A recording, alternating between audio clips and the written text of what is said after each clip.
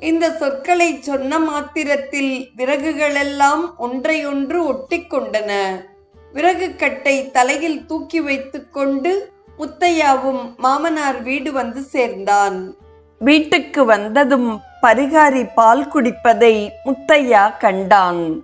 பால் கப்பை பரிகாரி எடுத்து தன் உதட்டோடு ஒன்றச் செய்ததுமே சிபக் மகாதேவ் என்று முத்தையா முணுமுணுத்தான்.